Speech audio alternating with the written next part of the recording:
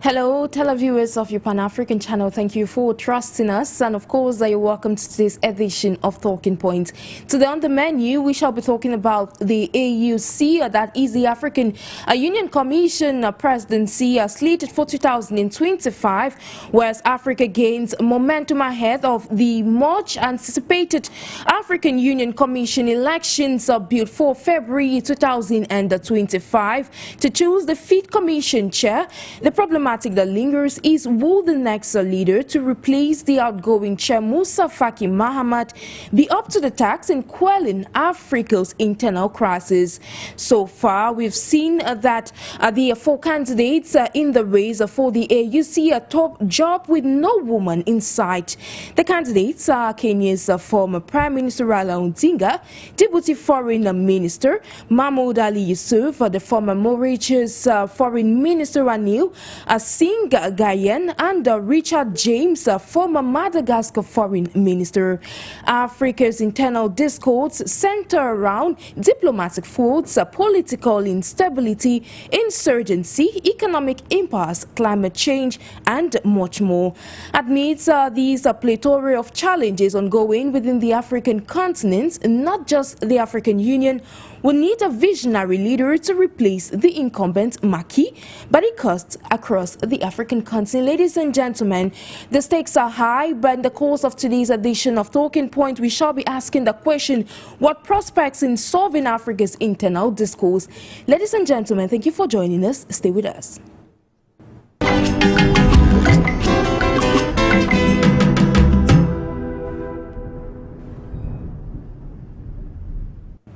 It's a new day, Africa and the world. Thank you for joining us on this fresh edition of Talking Point over your Pan-African channel for you, Media Africa. Like we mentioned in our preamble, we are discussing the AU presidency, and that is the AU Commission elections slated for February 2025, where amidst these hot elections, of course, we have four candidates in the race for the upcoming AU presidency. And of course, to evoke this topic of discussion this day, in the studio with us is Professor AKUHMBOM Anthony, Pan-Africanist, political analyst, writer, and much more. Thank you, Mansley, Prof, for joining us. Thank you, NJIX, for the opportunity to be here today, and I want to say thank you for you media for doing a great job. I also want to appreciate my co-panelists who will be introduced later for joining us, and I think it is going to be an educative discussion on how to actually propose to the, let me say, those who will be elected, or the person who will be elected into that office as the chairperson of the African Union Commission. It is indeed a privilege, but one of the things that I'm going to be categorical about is that we are expecting little or no change after the chair has been elected, because they'll be playing by the same rules that had been existing for the past 20-something years, since 2002, since 2002, that the Organization of African Unity was transformed into African Union. Absolutely. So, as long as I'm concerned, I'm not seeing any change that will be coming based on the new personality that's coming to that place. So that was quite a conclusive introduction, but not the same. We hold programs like this in a bit to elucidate or educate the African populace as far as African matters is concerned. And of course, I'll be taking you straight to the US to join us with a welcome Dr. Stanley FONGOD, who is a Pan-Africanist and doubles as an economist. Thank you, Mansley, for taking our time to join us on today's edition. Thank you so much for having me, and also thank Professor for joining us as well, and those who will be watching our live streams and subsequently, and also on the regular television channels. I'm excited about this. I hope we can have a fruitful discussion and hopefully charter a path that will be meaningful eventually. Absolutely, and of course, it's worth noting that we are streaming live on our social media platforms. Meanwhile, you're watching us on For You Television Africa, and listening to us over the airways of FM 96.3 For You Radio Africa. And now to proceed on today's talking point, I'll kickstart with you, Prof. Now, we have cited that we have 4 candidates in the race, and of course, come next year, we're going to see these candidates actually get voted through a secret ballot of who is going to actually lead the African Union Commission. You mentioned in your preamble that little or no change have been recorded over the past years. But all the same, when you look at these 4 candidates, what do you think, or do you think that one of them could bring about the change which the African continent has been advocating for over the past years? Thank you very much, NJIX. You know, among the candidates, one of the most renowned and popular candidate among them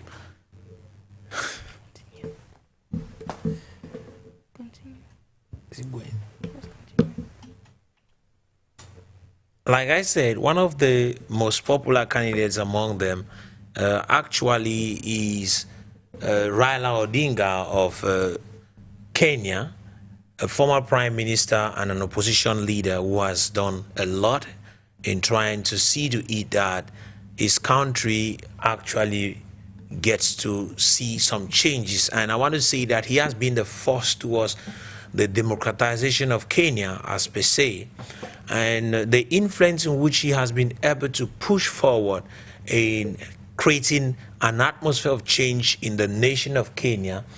I think if he has the right environment, the right laws put in place to work as the chair of the African Union Commission, I want to be sincere that he's going to do a great job.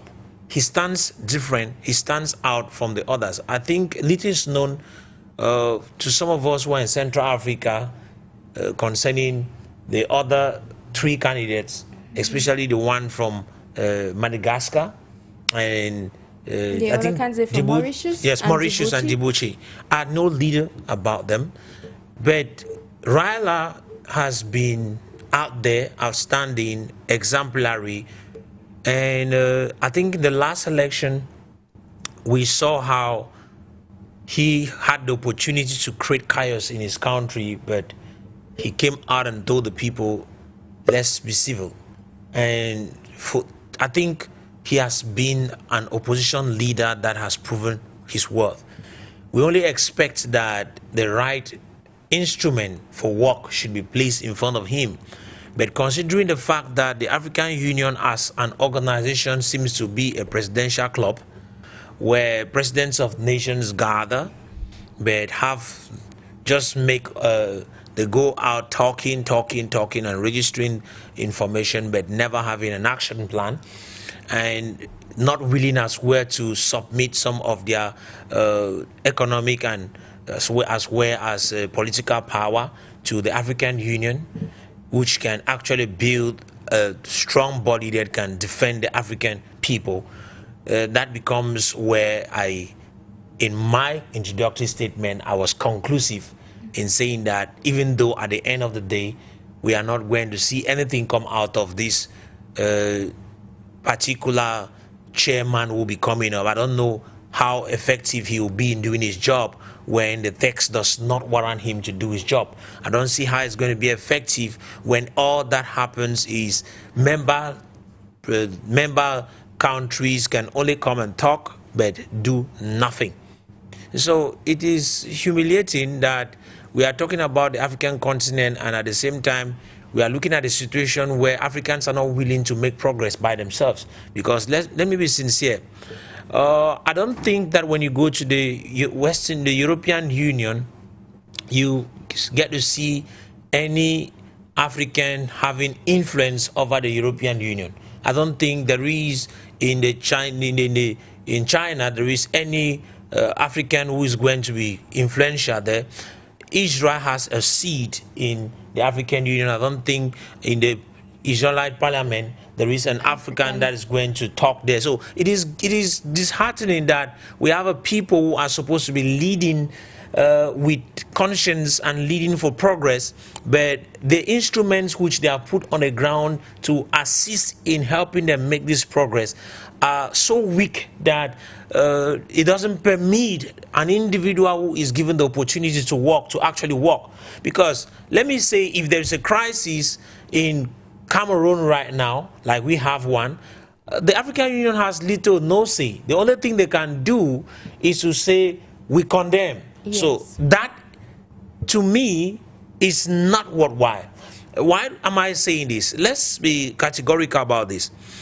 If there was an instrument that permitted that if there is a crisis, the African Union can put together a team, a military team to intervene, it would have been different. If they had the power to decide over nations, it would be different. Like you look at what is happening in the European Union. In the European Union, a member state knows that even though they are sovereign, but as long as the European Union is concerned, there is something, you cannot make mistakes.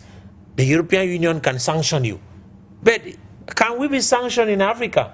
Just see how Mali withdrew, Niger withdrew, Burkina Faso withdrew. And the ECOWAS actually sanctioned them, but they have been moving forward.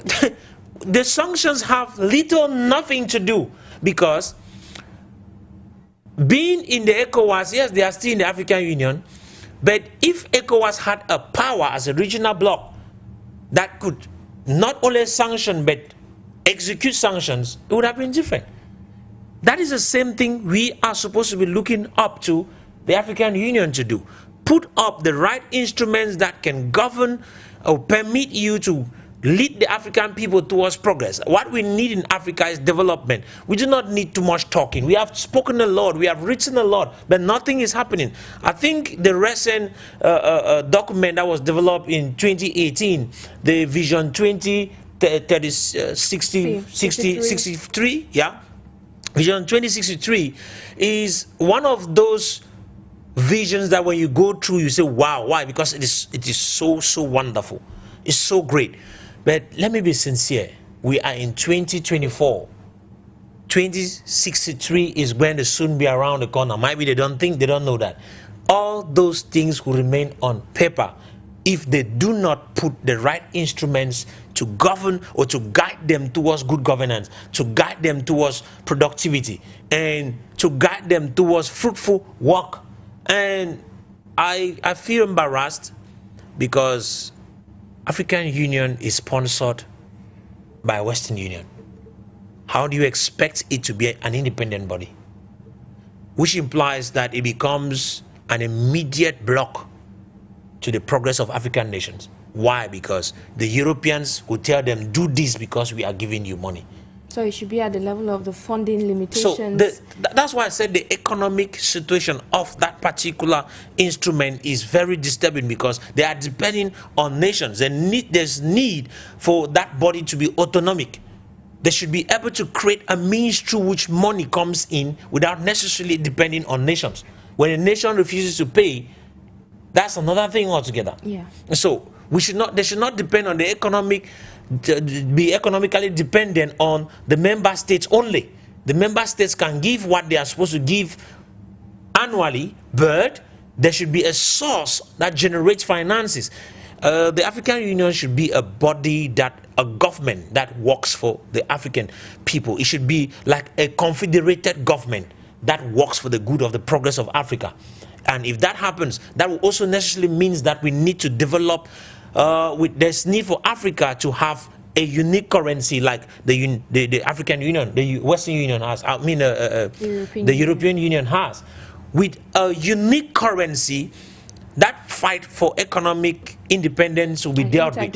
And that will permit that African nations can have a single voice when it comes to the economic. And that will permit our continent to have a say in the global market. But when that is not happening, we will be dependent, and that also will be a major influence to the progress of the continent. Thank you, Mansley, for that brilliant and insightful intro. Now, I'm going to proceed with you, Dr. Fongod, to listen to your co-panelist, and he mentioned something elucidating on the creation and implementation of an active African Union force that could intervene in terms of crisis across the African continent. Now, asking my next question in that light, looking at the situation on the African continent as of now, we saw the Djibouti Prime Minister that mentioned that diplomatic tensions, for instance, with what we're seeing between Somalia and Ethiopia, could be resolved with, at the level of diplomacy. But in a bit to comprehend, well, before coming to the aspect of an active force on the African continent, do you think that diplomacy can solve the internal discourse which we are recording as of now on the African continent? Well, it depends actually on how you define, what these discourses are. If they are cut across ethnic lines, that's another thing. If they are cut across religious lines, then that's something else that is quite different also. We have to be able to approach this based upon in relationship to its context. We need to know precisely with a lot of certainty what we're dealing with. Are we dealing with religious? Are we dealing with ethnic? Are these issues economic in nature? Are we talking about economic disparity? Where everybody is trying to find some kind of equity, and so is that what we are looking at? Is this the reason to which we have conflict? So we need to be able to figure out what it is, and then we can be able to move in that regard. Secondly, I also do believe that it is extremely quite difficult, for us to be talking about having any kind of stability, just like the professor said, on the African continent, especially if the AU has no force, no military presence that it has on the continent that can easily be dispatched into hot zones so that, they can be able to maintain the peace, and bring warring factions together to have some kind of a conversation and deal with the issues as they emerge. Unfortunately, that force is not happening. The AU, so far as I'm concerned, is as useless as anything. I don't care who you put at the helm of the AU, it makes no sense. Bring the famed Idi Amin Dada from Uganda, that still would not make any sense. Let the EU be run by someone like Paul Kagame, that will not make any sense, because the folks who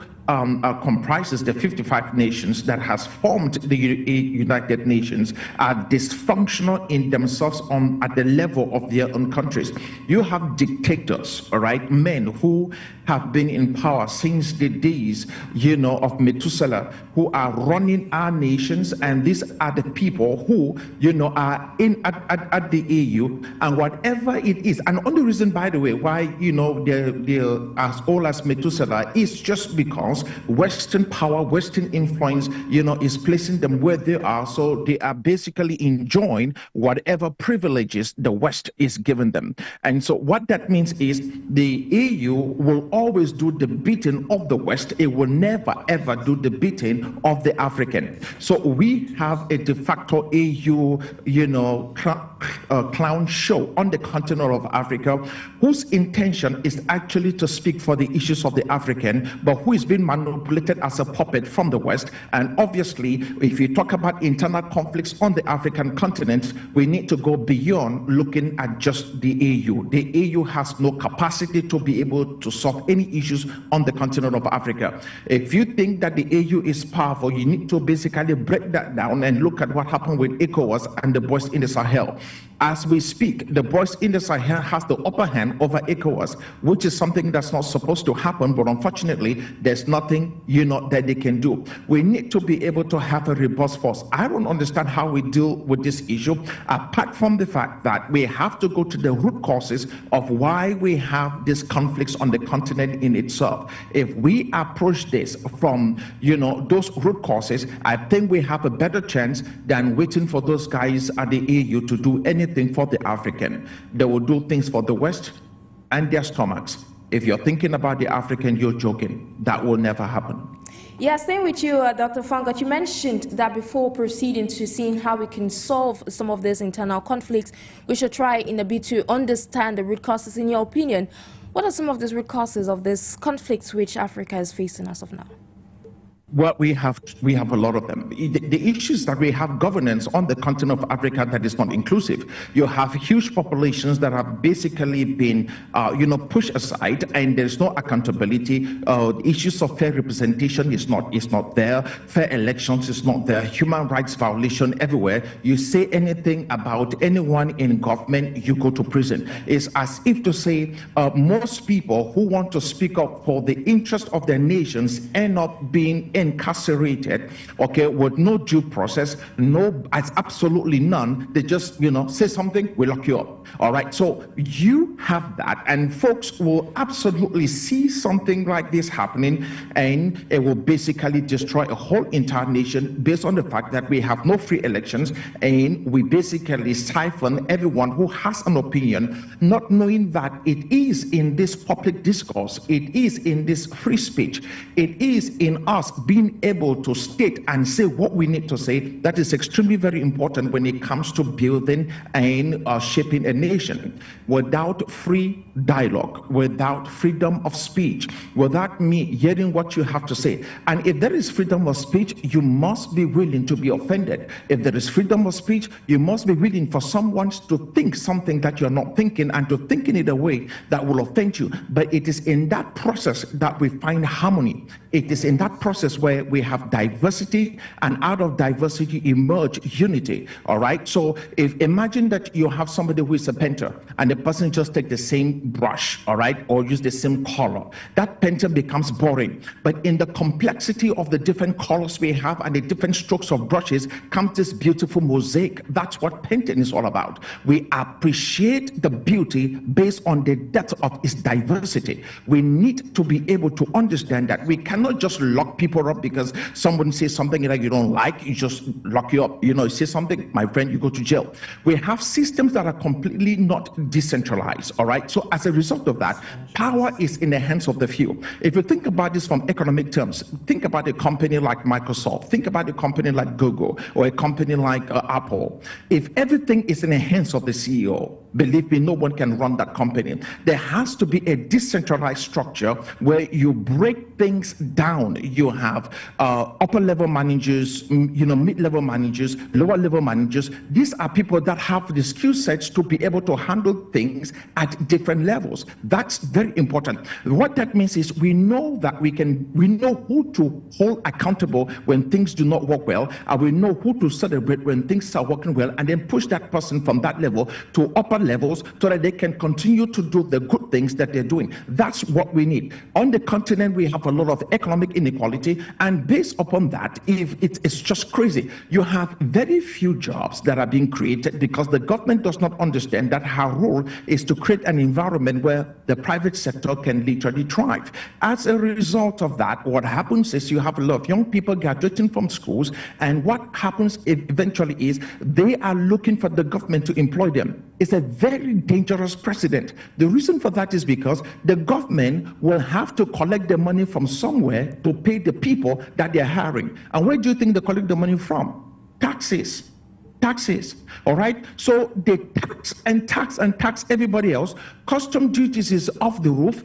Taxation is doing whatever they want to do across the continent. They're doing whatever they have to do because the government is burdened by this gigantic surplus of young people who has been brought into the workforce, working for the government, doing things that are absolutely non-productive because the government is an NGO. The government does not have the capacity to basically become profitable. The government always spend more than she's able to produce because, of course, she's an NGO. So what that means is this: we need to be able to provide a lot of economic assistance to those in the middle class, to those who are in the private sector, rather, help those in the private sector to be able to set up businesses so that we can begin to hire those who are qualified, who have basically, left most of our training schools or whatever school they left out of, so we can begin to hire them and reduce those who are unemployed.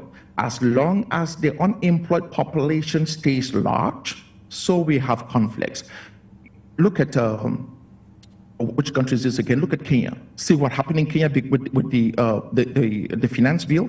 That was as a result of a lot of young people who basically are not working.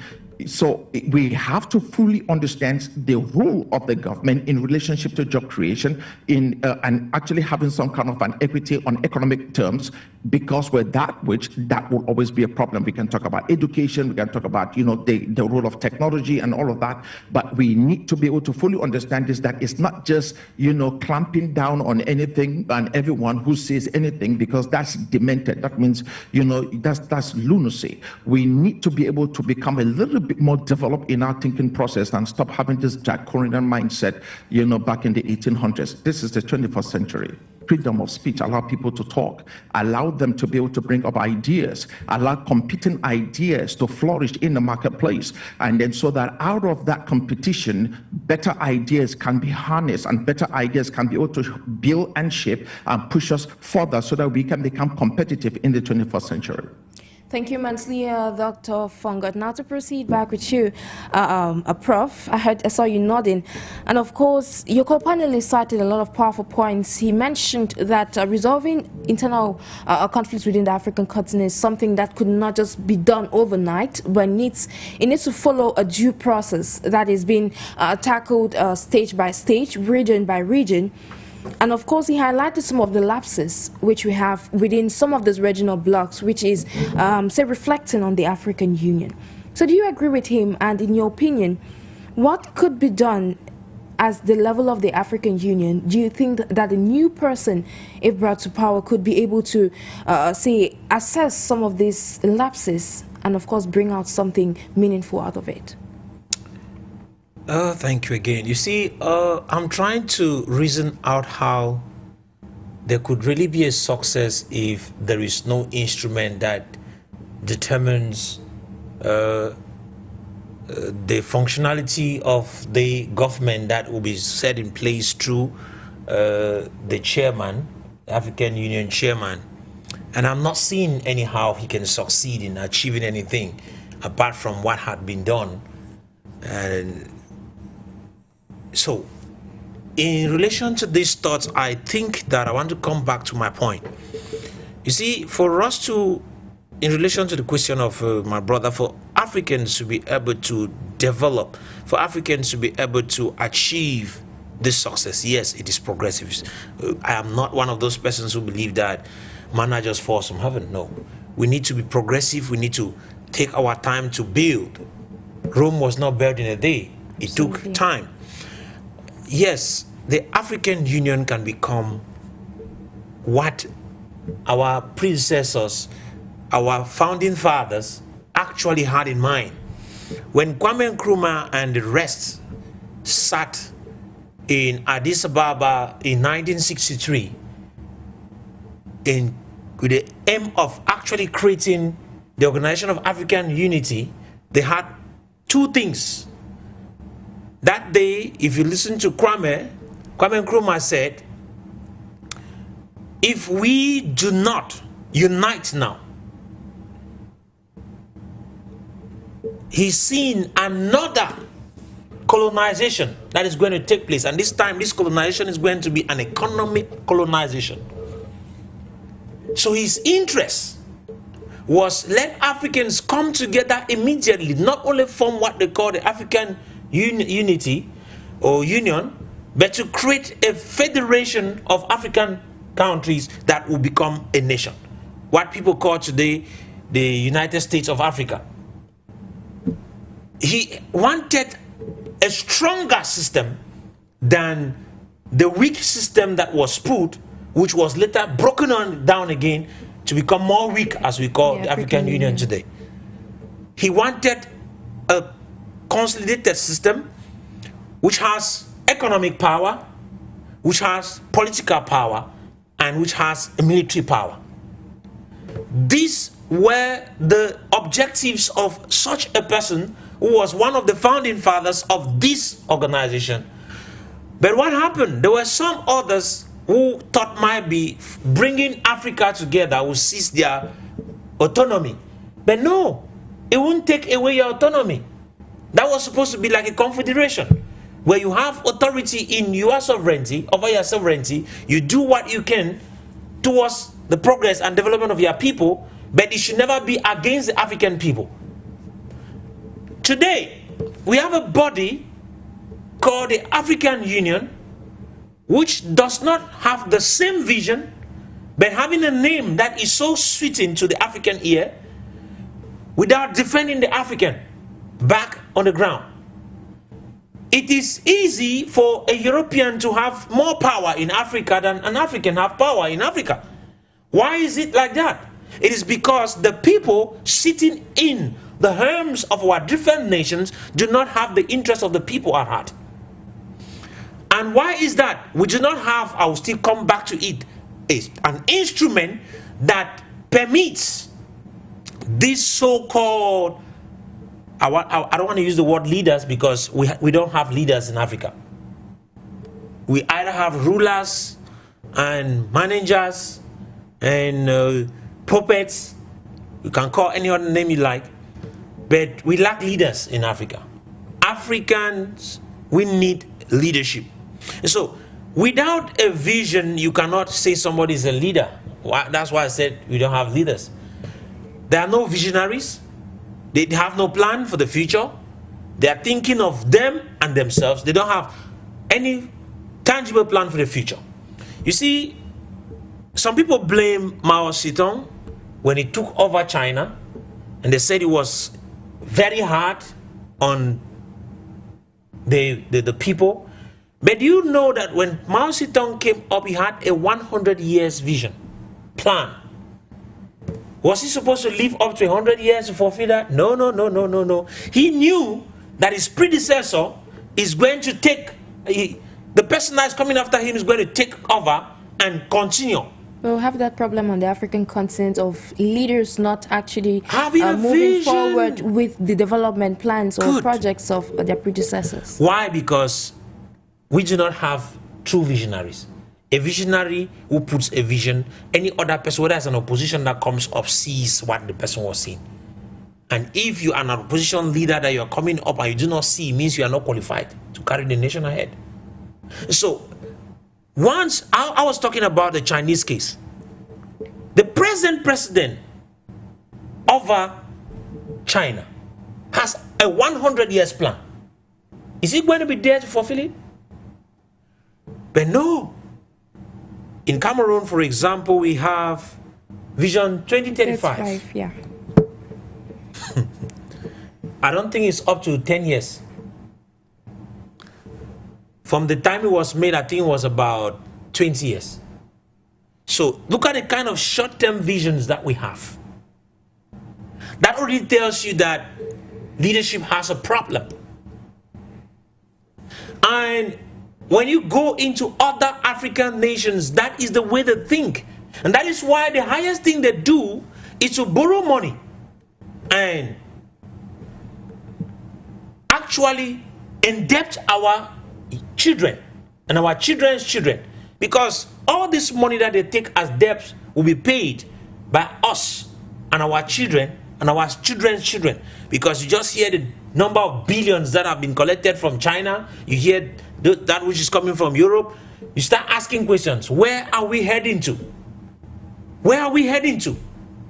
And so I'll come back again to tell you the instrument which will permit the African Union chairman to be able, African Union Commission chairman, I beg your pardon, to be able to run an effective African Union that create results and is able to work for the goods of African people, who means there is need for the leaders of the 54 nations that make up Africa to come together. First, they must be willing to let go of their political power. I mean, part of their political power. That will must be there. Without the will to let go of part of their political power and sovereignty, it becomes very, very and practically difficult for the African Union to have any say in Africa. It will just be, I don't want to use the word supervisory body, because a supervisory body even have some kind of power. It is, like I mentioned, the African Union is a president's club. So being a president's club already means it is so much limited in its function. So I think it is time for us to realize that the so-called political power that our leaders hold, if they want to help Africa grow, then we should also give the African Union a part of this power to be able to lead us. Then the second aspect, we have to talk also, I will come back, those are my points I mentioned. We have to come now and talk of, okay, these member nations need to as well give in part of their military power. That means sovereignty. Yeah. And if that is done, that will imply that African Union has power over the sovereignty of most of these sovereign nations. And if that happens, it means it is the superseding power above the governments of our independent nations. And that also implies they can actually sanction even presidents of our different nations. Yes. When time is called for. But you see, that I don't think is what these guys are going to accept to do.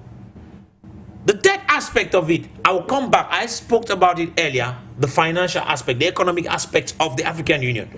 The African Union cannot be an effective body if it is sponsored by China, if it is sponsored by the European Union.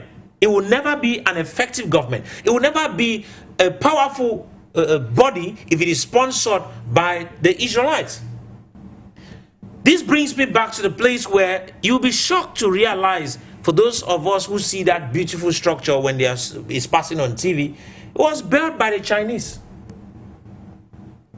Which implies that they have information about everything they sit inside there and they are discussing. Why? Because, let's be sincere, that the whole of that building, if something goes wrong there, African technicians will not go in there to fix it. They will only have to call Chinese technicians to work on it. That will tell you we sold out information to the Chinese. So their discussions in there have already been transferred. As you are talking, the information is going to China. That is problematic in itself. So the other aspect which I want to come back is the economic aspect, implying for the African Union to grow strong, Africa needs to have its own currency, a unity monetary system that permits Africa to keep its reserve. And that should be under the control of the African Union. And you know, if the African Union is the one to supply the finance, automatically it becomes it become autonomic. It will not depend on member states to become independent economically. It will not need sponsorship from Europe, from China, from Israel, from the United States. It will not need all that. But if we do not have a unique currency for the continent, which is actually governed and run by members, by the governor that is appointed by the African Union, then we're having a problem. We have how many nations in Africa? 54. And let's look at 55. We are talking about 55 because there is Somaliland, which is having a dispute, which though has not been accepted, but it's 54. And so looking at it, I want to say this. We are coming to a place where instead of creating more division, we should be creating more unity. And I think that Africans have a work to do for themselves. We must be willing to stand together and tell our people, let us stand and tell the governments of our nations it is our responsibility to make that difference, not Europeans. If we want to govern this continent and make it productive, then let's be sincere. Let this African Union that we call African Union become independent. Let it become autonomic. Not only autonomic, but let it have the say over the affairs of the continent and is able and not only willing to execute decisions that have been carried. Because if you notice, the highest thing this body does is to make decisions, make proclamations, make decisions.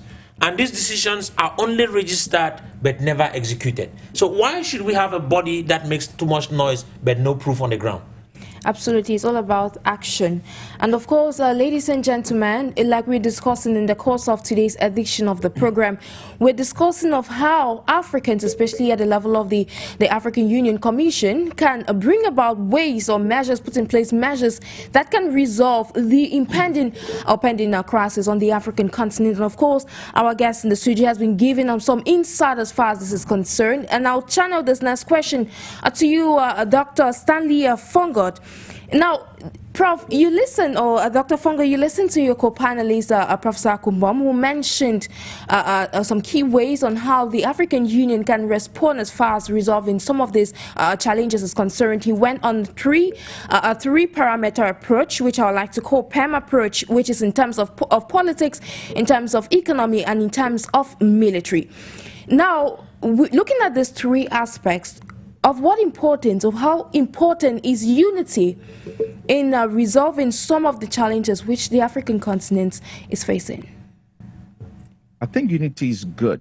We have to be united, at all fronts on the African continent so that we can be able to move forward, as a bloc. I think every Pan-African would state that we really need to move as a bloc rather than individual nations. But I think that, to sell the concept of unity as a standalone product, it's a little bit elusive. We need to be able to dive deep and ask ourselves, what kind of unity are we talking about, and what do we mean by unity?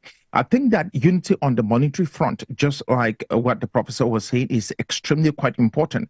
We need to be able to at least run some kind of a dual currency system on the continent of Africa. I think Europe or the EU has that, where you have the euro that runs, over the Swiss francs, the French francs, and God knows what.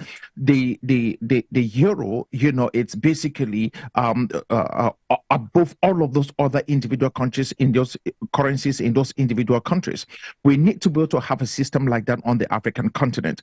What that helps with is in relationship to trade, so that somebody who is selling something from one part of the continent can actually just use euro, because obviously they will not be dealing with any issues with exchange rate. It would just be the same currency irrespective of which countries that they are in. And I think that we must be able to do this, because if not, if we are just waiting for a day that we will have, just a blanketed approach so far as having a single currency on the continent is concerned, that might be a little bit quite challenging. Eventually, we might become that, just like how we have it in the United States of America, where you have 50 states, basically using the same currency. It will be that the 55 states we have in the EU will be able to do likewise. But the issue here is this, that for us to be able to achieve this, there are some basic things we also need to do.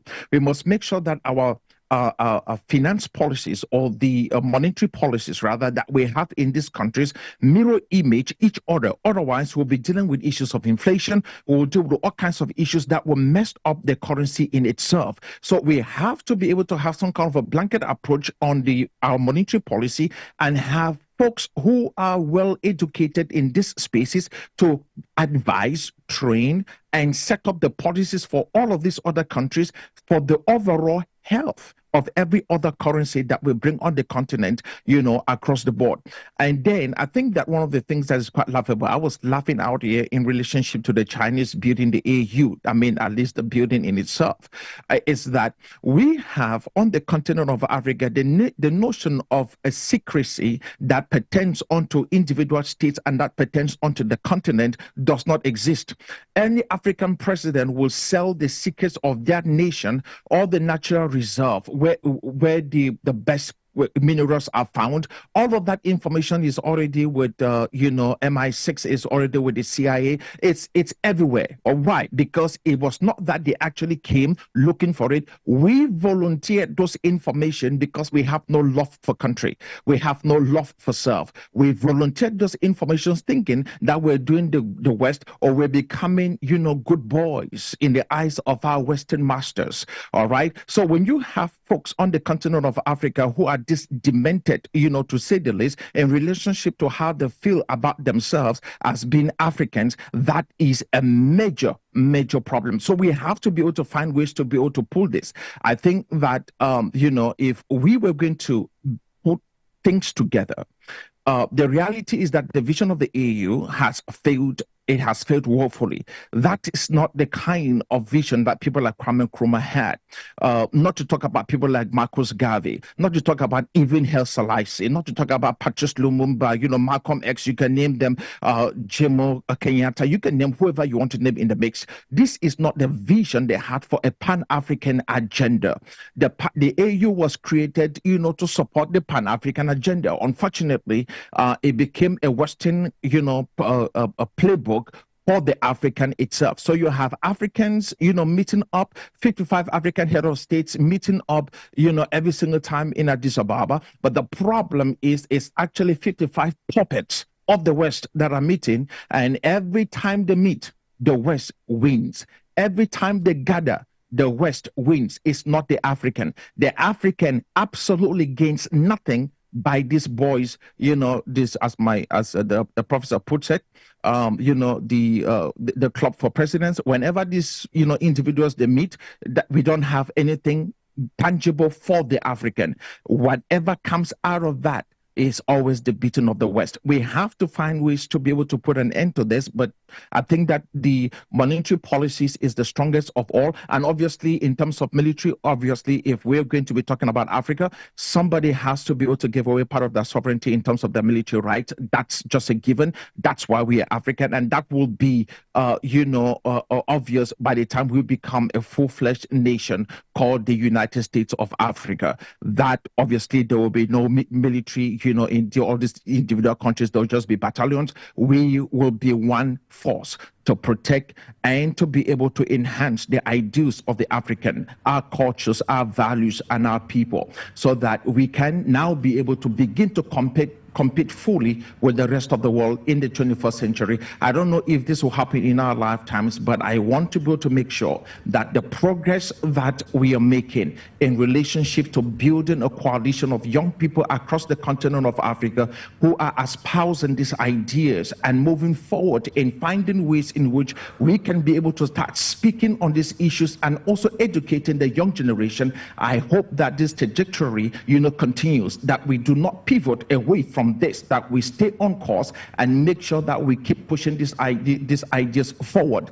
If that was going to be the case, I hope that, by the time the next election shows up in your individual nations, let go of the former things and then try to embrace what's new. Let go of all these folks in antiquity and try to embrace folks who have the vision for today. Men who can actually take us so that we can begin to compete in the 5th industrial revolution, not guys who are still in the 1st industrial revolution. The world has moved on. So should we.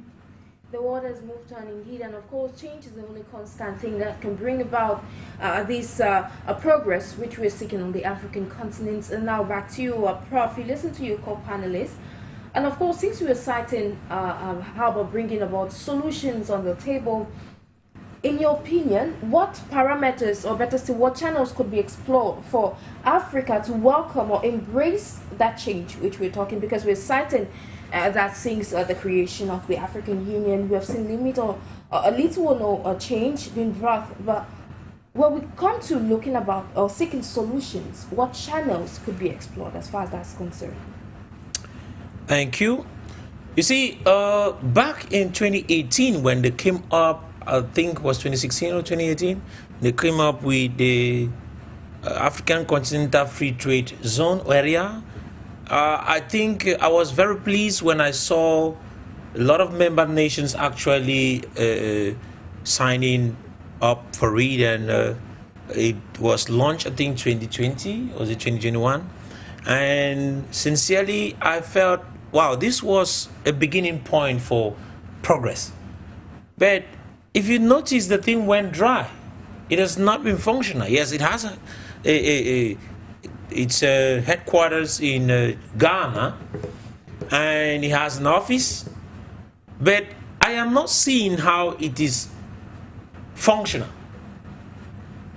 It was meant for the free trade of Africans across nations to nation, permitting for Africans to move across borders.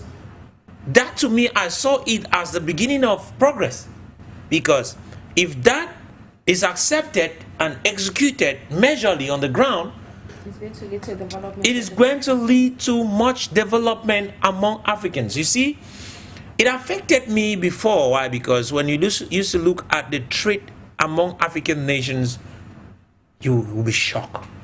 Absolutely. That you will see that in a year, the annual trade among African nations was at about, let's say, 3–4%. It's minimal as compared to the way African countries trade with the rest of the world. As compared to what was Africans trading with China, Africans trading with the United States. So we prefer to trade with people who are far away from us than those who are close to us. And that is why you realize that, I want to use an example. You travel to South Africa from here. Let's just, I don't want to talk, you want to go to Zimbabwe from Cameroon. You realize that, or from Zimbabwe to Cameroon, you realize that the visa fee is very high as compared to leaving Cameroon to Germany. What is that?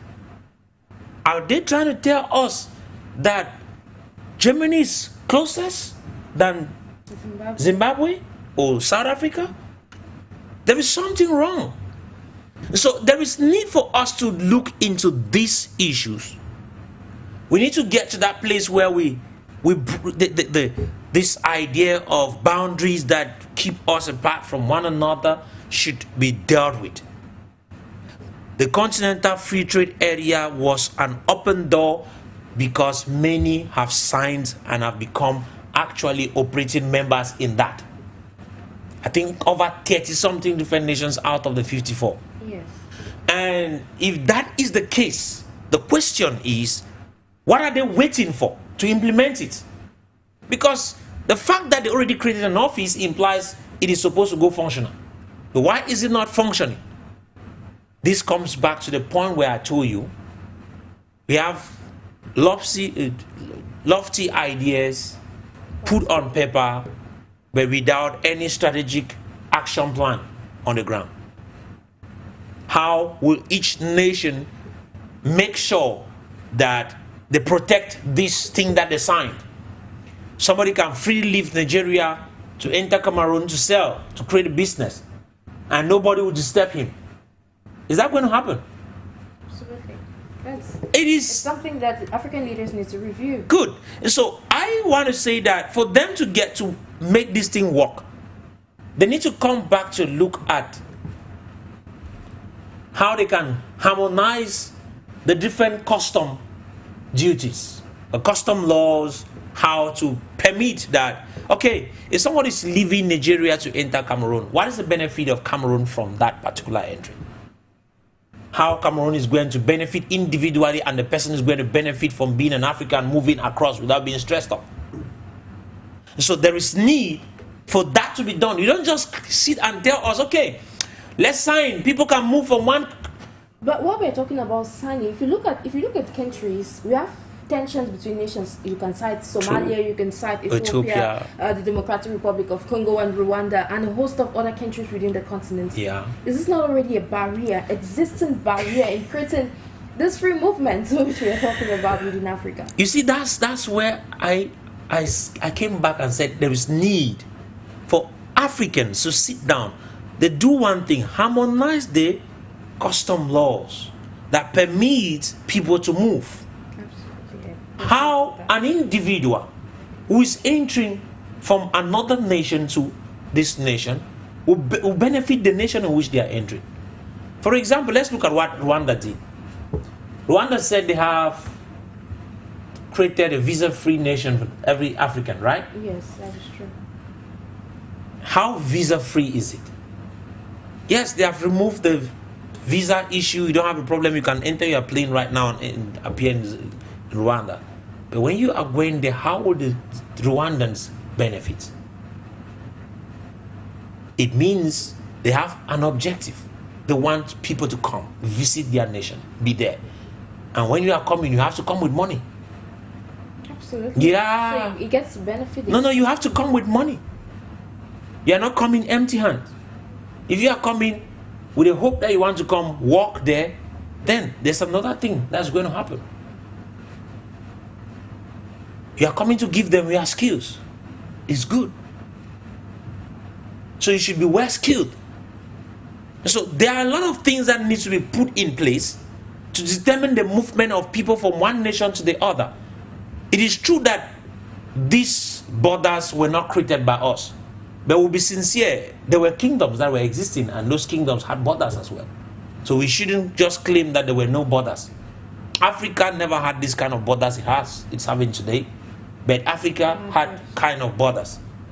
Not borders that actually stop people from entering the other nation, no. You could enter, but they knew that you didn't belong to a particular kingdom or a particular empire. But when you come and you want to be a part, you are welcome. So, those are some of the things we need to visit. Go back and sit on the drawing board. Come up with what works. Not just lofty ideas. They are good ideas, but it seems vague if they are not practical on the ground. So let us make these good ideas practical.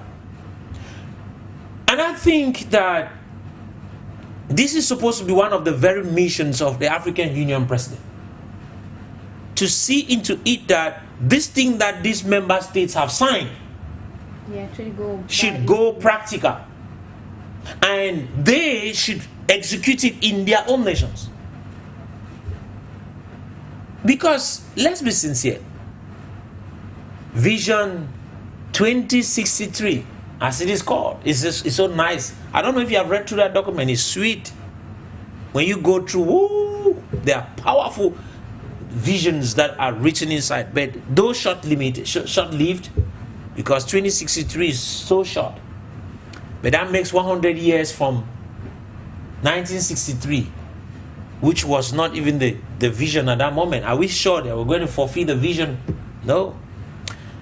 We want to make Africa independent, because as we are talking, Africa is not yet independent. We want to make Africa strong. But how do we make it strong if we do not give it strong institutions? The African Union Commission is supposed to be an institution with a chairman on it. If this institution is weak, let's be sincere, it will have no capacity to make any change or to bring progress in this continent. So it is my desire to see into it that our African leaders walk along with the person who will be elected into the chair of the African Union Commission, so that they can do what is necessary for Africa to progress. And let us withdraw from a lot of things that are happening out there. Today, a whole continent have gone to China to gather with a nation. It's so tempting that if I want to say this, I might be going against the policies of this house. But listen to me. It is funny how a continent made up of 54 presidents have been invited by a nation, a single president. People should come for African China the African-China Cooperation Summit. Wow. And it sounds so beautiful. But they will go because they are beggars. They will rush because they are beggars. China has what to give them that they don't know they have to give China. You cannot be a resourceful continent like we are. Then we are playing the part of a beggar. except those who are leading us do not have a vision. Only then would they do such a thing. Why is it that Traoré did not go to China? He has a vision for his country. I want to ask a simple question. What is the benefit of that meeting? But to go and take loans, which will be paid with our resources. Are we not being stupid? Being a pound wise, a penny wise, and a pound foolish. That's the way our leaders, the so-called leaders, are. It's not long ago they were in France, Africa summit. It's not long ago they were in, at least the United States is a whole continent itself. It's United States, Africa summit. It's not long ago they were in Russia, Africa summit. Wow. Oh, this is beautiful. Africa, what do you think that these nations are seeing in you that you are not seeing in yourself? What is that thing that they want to have summits with you for? And why is it that we are not organizing these summits for them to come talk with you here? Why is it that it's not summits between Cameroon, China, Central Africa, China? Why is it not like that? Why is it the whole of Africa? We have sold the continent on the platter of gold because of hungry individuals who are sitting at the helms of our nation, thinking that they want to benefit themselves and their families at the expense of the entire continent. That is a wrong move which will be condemned and will be condemned till tomorrow. And I think that if these people do not see any problem with what they are doing, then we made a mistake in electing them to sit in offices where they can sell us without even asking our opinions. African leaders have failed Africa, and that is the reason why Africa is not progressing. Okay, so I had this question in mind while you were speaking, because you said a lot of points which brought me or got me thinking actually. Now, you said Africa, the African continent has its worth, which True. If we are having such conversations is because we have not come to the realization of the worth of which we carry. That's true. But then, looking at the African continent, how can, do you think that what's in play is, the new leader that will come up to lead the African Union would have to create some sort of reform or revamp within the system, so it gets to some point where Africa can actually choose the kind of accords it has, and of course review those ones that are already existing, so it gets to benefit the African continent, because we're looking at a continent, like you mentioned, the African continent is yet to host a summit. True. Where it gets together, say, partners from the rest of the world. True, so how can Africa get to that point, and how feasible is it for a revamp or reform within the system? Thank you. You see, if we have to get to that place where we command the respect, then first we must come back to realize what we possess. Our worth is what all those other nations are looking at. They are not looking at the nation Cameroon. They are not looking at the appellation Africa. They're looking at what the African soil possesses.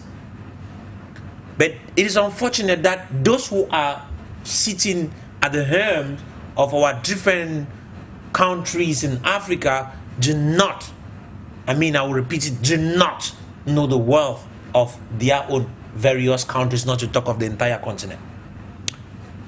You see, the reason why people like Gaddafi were removed out of the picture as early as possible was because he saw a vision. And he was not a talkative, he was a practical individual doing everything possible to realize that vision and execute it.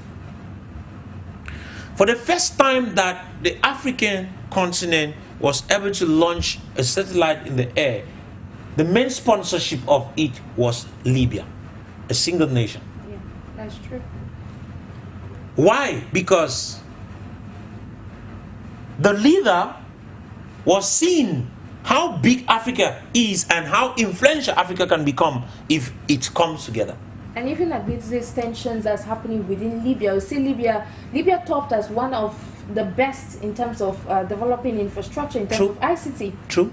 On the African continent. So amidst this, I think there's potential which we need to identify while we're having such conversations, because if Africa cannot realize its worth, then there is a problem. There is a problem. So going back, as I was saying, if you look at it, when it came up with the idea of let's realize the vision of Kwame Nkrumah, one currency for the continent, and he was willing to put in the gold, he had to take back the gold mines that were run by Westerners and other nations for himself, for the country. Yeah. And he made sure the wells, oil wells, were run by the country. And that he used in developing his country infrastructurally. He made sure the people were well fed. He made sure they had a very good life, and they had no reason to leave Africa to go to Europe. They were contented being Africans in Libya. And he was willing to see that the entire Africa gets to that place where we come up with a currency that can be used across the borders of this. In fact, in Africa. That was a visionary. He saw the worth of the continent. Okay, recently there's this young man in Burkina Faso.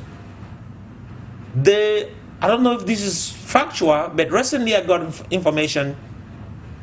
He has regained the Burkina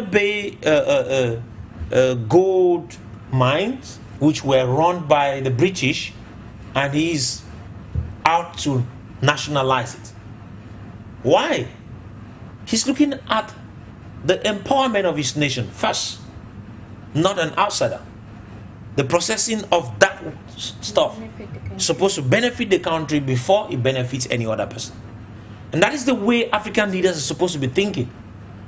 Okay, when you do not know what you have, for example, let's look at Cameroon. Cameroon has iron ore, has gold, it has oil, we are diverse when it comes to raw materials. How much of this is processed in this country? Even the crude oil that we take out of Limbe is sent out to France. Then we go buying processed oil from, in fact, the same France sells us processed oil, bought from Nigeria and other nations. Question: how stupid are we? We do not see our wealth. We give away our wealth for foreigners to be managing, then eating and making us to suffer. A liter of petrol in Cameroon right now, a nation that is supposed to be producing petrol, is at 830 francs CFA. That is an abomination in itself. So there is need for those so-called leaders to sit together, come up with a plan. How do we valorize what we have? Because until you create value out of it, the person who is coming for it will play down with it. And you cannot actually create this value and sell at their prices. That's why I kept on talking of Africa needs its own monetary system for the entire continent, which permits trade to be done at an equal level. For example, do you know that if France is coming to do trade with Djibouti, I think Djibouti, if you go there, the population of Djibouti is close to about 3-4 million people. If you go to do trade, the whole of the country is that. If that France is coming to do business with Djibouti, you know, it is the entire Europe that is coming to do business with Djibouti. So how true is that for Africa? That's a good question. They are coming to do business with you, and they are imposing euro on you. So you do it based on their currency, not yours. Who is benefiting from that trade? The single African minute nation is not gaining anything. They are sapping everything because they sit on the table, they decide for you how much you sell what belongs to you. That's a crime. That's theft. Why? Because we are not, there's no solidarity among us. There is no Nothing that will permit us to tell them, no, I don't accept this. Because if you refuse and you are in need of the money, they are going to the next nation is going to take it. But if Africa has a single currency that permits that management, you know what? If you are going to buy from wheresoever, it's the same price. Yeah. It's the same. Because we don't have these disparities in terms of exchange. So it becomes problematic when we do not have a currency and we do not have, should I say, a reserve that can back us up. And I want to say that what Zimbabwe came up with latestly, with the ZIC, is something that we should have encouraged and the whole of Africa should go for. When money, a currency, is not backed by any commodity, it is useless paper. That's what the Chinese are bringing to us. That's what the Europeans are bringing to us. That's what the United States is bringing to us. Those are useless papers that governments decide their value. And they come use it to collect your raw materials, which are more valuable. It means we are so dull. We do not have, I don't know who are those economic technicians who are advising our presidents. They are so dull, because you can't be advising the president on economic issues of a nation and you are letting them sell out the nation for nothing, for greed. So I will come back to say, if Africa needs to make a difference, it is a serious responsibility. It's work.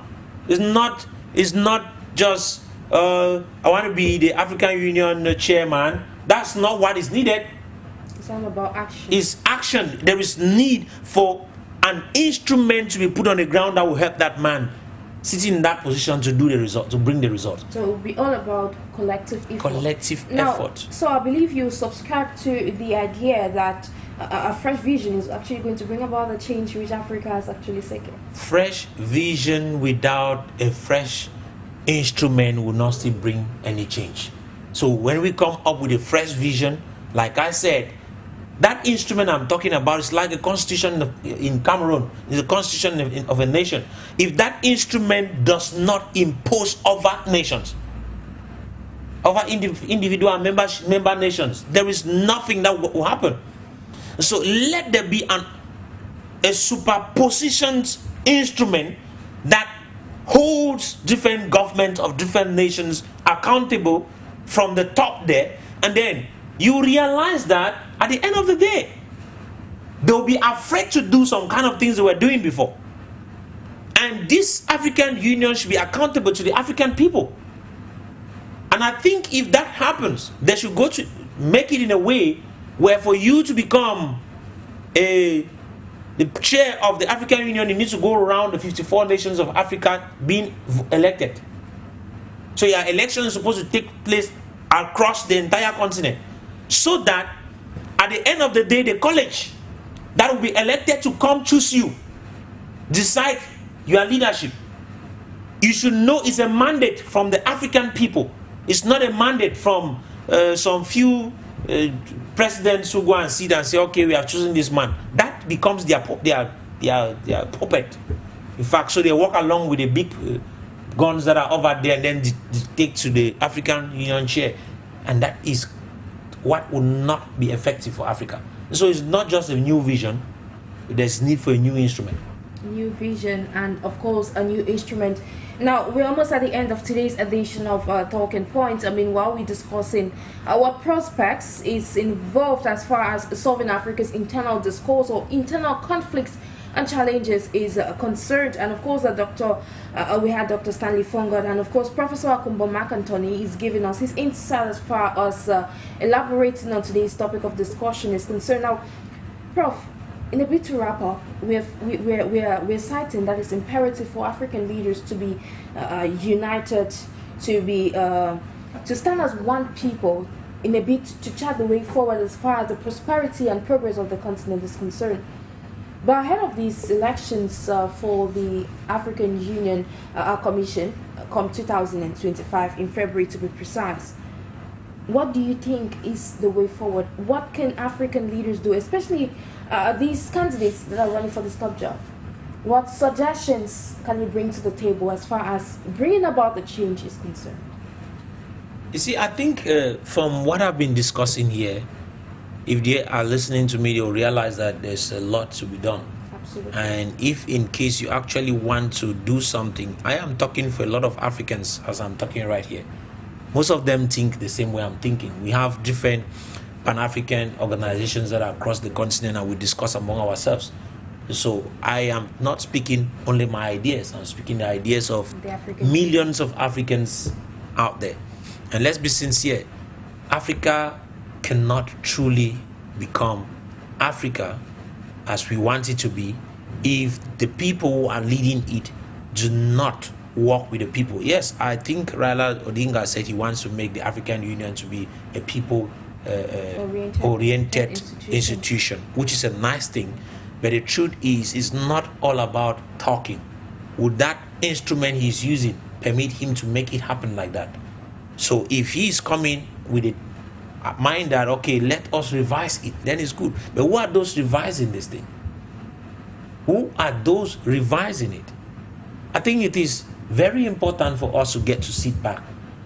Do we have true visionaries who can sit to rebuild an instrument that will permit this guy's work? You see, when you ask me these questions, I just feel like I should come back saying the same thing and over for them to hear. Unfortunately, we are almost at the end. So it is important that whosoever becomes the chairman at this particular period of time should fight for the member governments, member states to kind of see how they can let African Union have a kind of autonomy, kind of power. And this power over sovereignties will permit a lot to happen. We are not saying that they should sell everything, they should give all of their sovereignty. No. We are saying that part of it needs to be ceded to the African Union. If that is not done, we are not talking about progress here. We're talking about that would just be kind of a statutory body that, okay, they just created it to allow people to come and sit down and talk. Oh, yes, we are the big people of Africa, and nothing happens for the good of the African people. So, as I said, that instrument should be the primary thing. Let them work on the very statutory bodies, the constitution that govern that particular organization, and let the member states sign to set, give part of their political power, give part of their sovereignty, give accord for a single currency. Then it will give the African Union president, or let me say chairman, power. When he hits his hand on the table, every other nation will adjust. Absolutely. We will say, okay, ceasefire, don't listen. No more trouble in this area. Now, if that was the case, the whole 2020 silencing of the gun would have been successful. Absolutely, but extended to 2030. Good. Why is it that it has been extended to 2030? There will be no silencing of the gun even in 2063 if nothing is done with the instrument. So the silencing of the gun will keep on multiplying, and we'll keep on pushing it and keep on pushing it. But if that needs to change, thank you, then let's do something about the instrument. And I'll take that as a call for action to all Africans. Thank you immensely, Professor AKUHMBOM, for your time. It's a pleasure. Ladies and gentlemen, we believe you learned a lot from today's conversation. Meanwhile, we would not part ways without acknowledging the insightful contribution equally of Dr. Stanley FONGOD, who took our time to be part with us this day. And of course, ladies and gentlemen, it's on that note that we shall be drawing down the curtains of today's edition of Talking Points over your Pan-African channel for you, Media Africa. In the meantime, we'll say thank you for watching, thank you for listening, and to stay in company of our numerous programs. Bye-bye.